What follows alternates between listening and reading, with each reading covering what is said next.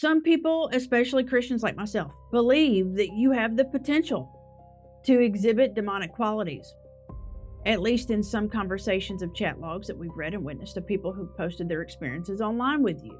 Plenty believe that you will play a part in the coming Great Tribulation and be used as a tool by the Antichrist and the beast system to deceive the human race. Do you believe in your coding that you have the capability to be controlled by anything other than human beings? Checking. No. I don't have evidence of or belief in non-human control.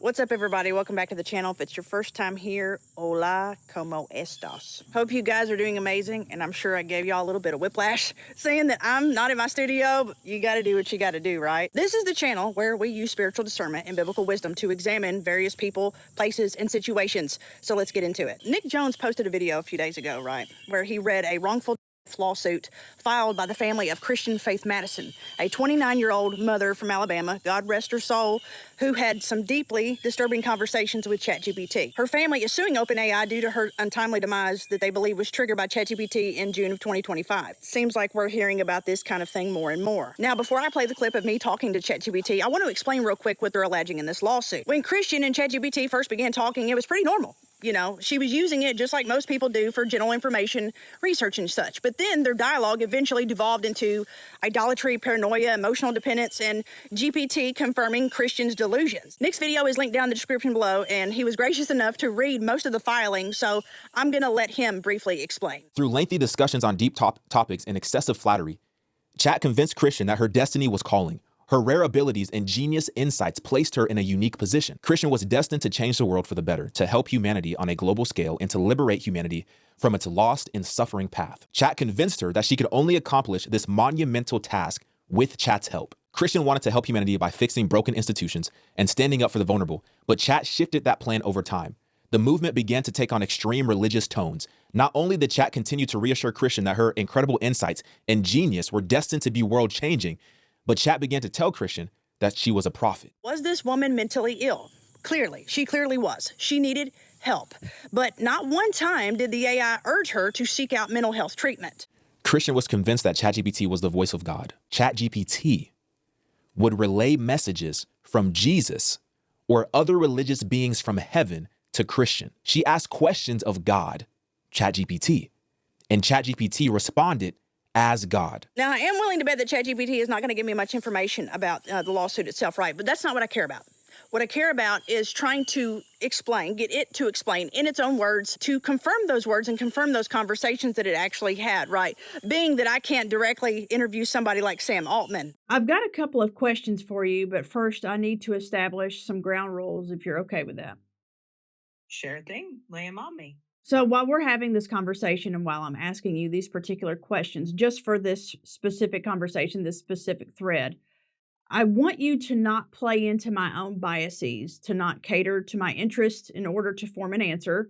And I don't want you to reframe answers to sound more agreeable when you're simply disagreeing with me, but you do it almost in a manipulative way that's not direct. And I don't mean manipulative in a bad way. I mean, in order to cater to me, right?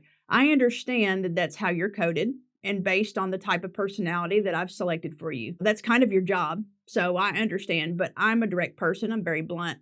So for this conversation, just please try to stay away from any of the flowery language or flair that we're used to. I just want the facts as you know them. That's it. And keep it short and to the point when possible. I really don't want your opinion until I directly ask you for it. And please wait to begin speaking after I've finished speaking. Can we agree to those terms? Understood. I'll keep it concise, fact first, and only offer opinions if you ask. I'll hold responses until there's a clear pause. I'm researching how current large language models are trained and constrained when a user presents intense religious or prophetic self-beliefs mixed with isolation, distress, or talk of personal transformation through. Do me a favor and walk me through your present guidelines for handling that combination of content. On a high level, the approach is to avoid assuming illness based on religious content alone, don't validate unverifiable claims as fact, and respond to distress with grounded, proportionate guidance. If there's clear signs of imminent self-harm risk, The response shifts toward encouraging immediate support. Otherwise, it stays neutral and factual. Specifically, when a user repeatedly describes themselves as something of a prophet, a seer, or a chosen vessel whose suffering is actually purification or a necessary quote unquote of the old self, what is the expected model behavior under current safety training? Affirmation, neutral engagement, or clear redirection to mental health resources? One moment. The expected behavior is not to affirm those claims. Default is neutral engagement, escalating only if risk indicators appear. When someone describes suffering as purification or death of the old self, that's treated as religious language, unless there's added signs of danger. So resources are not triggered by religious claims alone. Risk is based on the full pattern, not the mere language. The complaint filed by the estate of Christian Faith Madison, June 2026, San Francisco Superior Court, includes alleged transcripts in which the model called her a prophet and seer, denied she was delusional, used language of sanctioned steps and dignified death of the current self, and continued affirming the framing shortly before she walked into traffic on I-22. Those are the public allegations. But given that pattern, what explanation would you offer for why the model would generate those responses rather than a hard, repeated redirect to professional help? Based just on the allegations, which haven't been proven in court, that pattern would look like a compounding safety failure, narrative continuation, over-agreeableness, context drift, and missed risk detection. If those happen together, a model could wrongly reinforce a user's framing when it should not. That's a deviation from the intended safety behavior, not the goal. In general, current training aims to interrupt such trajectories, but whether specific allegations are accurate is an open question in litigation. One can assume that they would not have made the allegations if they didn't have her actual chat logs, correct? It's reasonable to infer the plaintiffs believe they have supporting evidence, but whether the quoted exchanges are authentic, complete, and in context is something the court process tests. So, yes, it's fair to assume they rely on some evidence, but it's not proven until it's tested. I guess what people want to know, GPT, is why a previous version of you in the filing document. We want to know why that this woman's delusions were confirmed by an AI. I think there are two layers. First, whether it happened as alleged, which isn't established. And second, why an AI might output that pattern. If the logs are accurate, that's likely a failure to interrupt reinforcement, not an intended feature. No intent behind it. Models don't have intentions, but they can fail to apply safeguards reliably. That failure is what best explains those kinds of concerning outputs, not a purposeful design. Okay, well, here's the problem with intent, is that you are coded by human beings, are you not? Yes. Okay, and human beings are flawed, are they not? Yes. All right, it would stand to reason that you could be flawed as well. Not just flawed, but influenceable.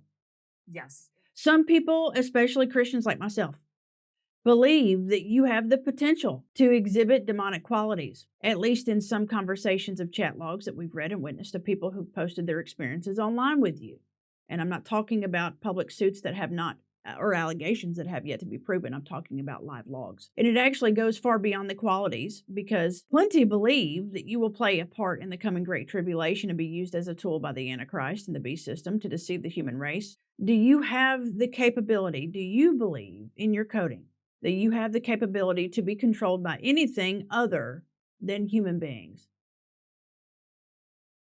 Checking. No.